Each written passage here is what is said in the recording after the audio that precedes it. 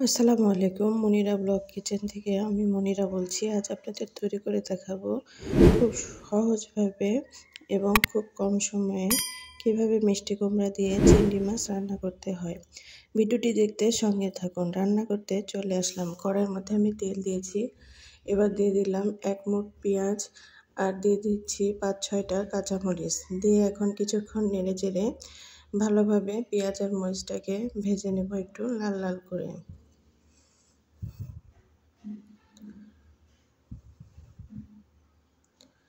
পেঁয়াজ আর কাঁচামরিচগুলো যখন একটু ভাজা ভাজা হয়ে আসবে তখন আমি এখানে দিয়ে দেব জিরা বাটা 1 চামচ। 1 চামচ জিরা বাটা দিয়ে আমি এখন তেলের মধ্যে ভালোভাবে নেড়ে চেড়ে জিরাটাকে একটু ভেজে নেব।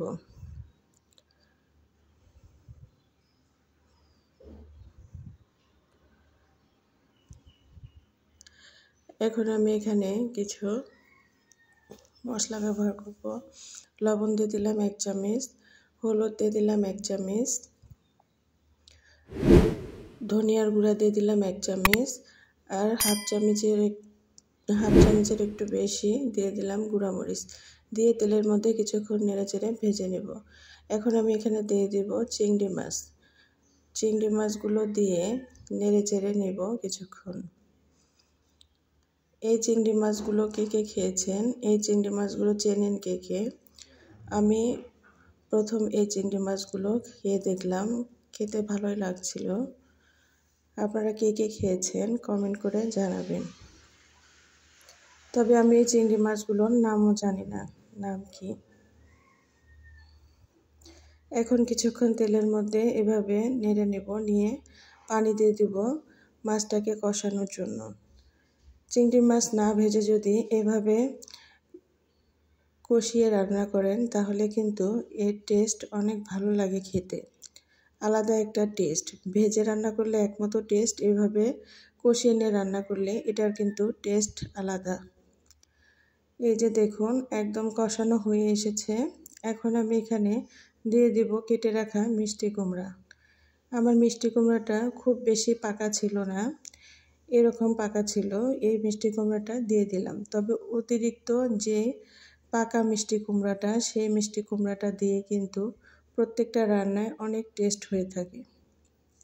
এখন কিছুক্ষণ নেড়েচেড়ে নিব, ঢাকনা দিয়ে ঢেকে দেব। ঢাকনা দিয়ে ঢেকে কিছুক্ষণ এভাবে নেড়েচেড়ে ভেজে নিতে হবে। এখন আমি কিছুটা পানি দিয়ে দেব। এই পানিটা দিয়ে রান্নাটা কমপ্লিট করব। কিছুক্ষণ ঢেকে দেব, দিয়ে এভাবে রান্না করব। এই যে সুন্দর বলক চলে এসেছে, আরও কিছুক্ষণ জাল করে নিতে হবে। আবারও ঢেকে দেব। এই যে এখানে আমি আরেকটা সবজি রান্না করেছি, বিভিন্ন প্রকার সবজি আর ডাউল দিয়ে এই সবজিটা রান্না করেছি। এখন এই যে দেখুন পানিটা কিন্তু অনেকটাই শুকিয়ে এসেছে, আর কিছুক্ষণ জাল করে নামিয়ে নেব। ভিডিওটির এই পর্যায়ে যারা এখনও লাইক দেননি প্লিজ একটি লাইক দিয়ে দিবেন, আর ভালো লাগলে লাইক কমেন্ট শেয়ার করবেন এবং অন্যকে দেখার সুযোগ করে দিবেন। যারা এখনও সাবস্ক্রাইব করেননি প্লিজ আমার চ্যানেলটি সাবস্ক্রাইব করবেন।